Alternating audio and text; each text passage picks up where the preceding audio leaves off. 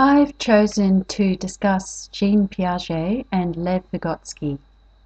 Piaget proposed that children learn through a process of accommodation or assimilating, that is, adaptation to new information is categorized into pre-existing schemata, or new schema is built where children try to establish equilibrium, that is, cognitive balance or understanding.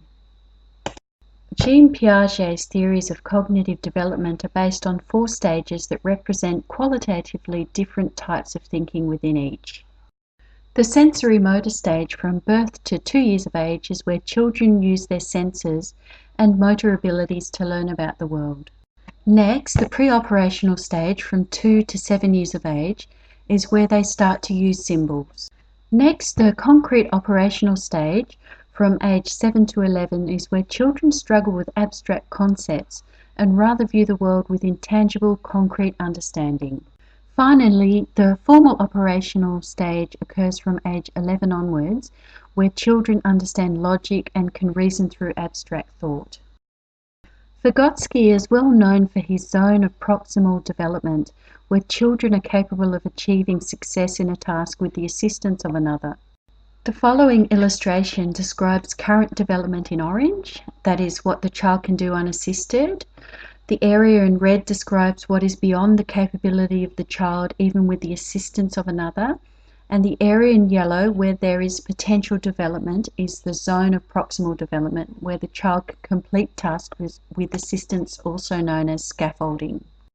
I've chosen Jean Piaget and Lawrence Kohlberg as 2 of the key theorists in moral development. Piaget established 3 stages of moral development. The pre-moral, from birth to 5 years of age, where children are mostly unconcerned with morality. The moral realism stage, from age 5 to 10, where children obey rules due to possible negative consequences. And the moral relativism stage, from age 10 onward, where children recognize that rules are not fixed and can be changed to benefit the social well-being of the group. Kohlberg's theory of moral development comprises 3 levels and 2 stages within each level. The first level is the pre-conventional level. Stage 1 is called obedience and punishment stage, where children's morality is guided by fear of punishment. Stage 2 is called the individualism and exchange stage, where they start to develop reciprocity. The second level is the conventional level. Stage 3 is called interpersonal relationships, referred to as the good boy, good girl orientation, where the emphasis is on conformity. Stage 4 is the maintaining social order stage, where law and order are the primary concerns. The third level is the post-conventional level. Stage 5 is the social contract and individual rights stage, where people begin to understand differing values, opinions, and beliefs of others. Stage 6 is the universal ethical principles stage, where people internalize principles of justice and may conflict with the laws and rule to do what is right. I think it is essential for teachers to have an understanding of cognitive development in order to provide learning experiences that match individual children's capabilities within educational contexts. By understanding the level of maturation of the child's abilities for their age group, I can find learning experiences that will enhance their learning opportunities. If I don't understand their capabilities, I risk providing experiences that are too complex or not stimulating enough, resulting possibly in boredom or disengagement. It is important to understand the moral development of children within the cultural context in order to provide learning experiences to teach them about the moral norms of their culture.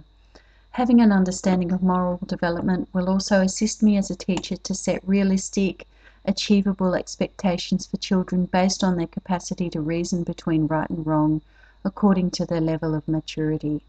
Understanding how children construct schemata and how as a teacher I can scaffold this process will assist me to foster learning through activities that are age appropriate. I will use cognitive theory to guide my teaching practice of planning activities based upon a deeper understanding of children's cognitive development and how learning occurs. Knowing stages of moral development will assist me to demonstrate empathy and understanding for children who are still constructing their understanding of right and wrong, that may not understand fully the consequences of their actions. Understanding that young children rely on adults to act as a moral compass will help me set appropriate boundaries and expectations within the cultural setting of the school environment. I would provide a simple cooking activity for students in grade 3, perhaps making some decorated cakes. I would take an inquiry-based learning approach which would allow students to learn through direct real-life experience. Using prior knowledge, students construct greater schemata during the activity whilst learning about kitchen safety and hygiene. I would get the children in grade 3 to sell the cakes they make for fundraising for a charity, possibly the RSPCA within the school. This activity would build upon the child's growing conscience about issues affecting the community. At this age, the children would be gradually moving away from egocentric thinking towards more empathy for others, and this activity would foster this empathy for others less fortunate than themselves.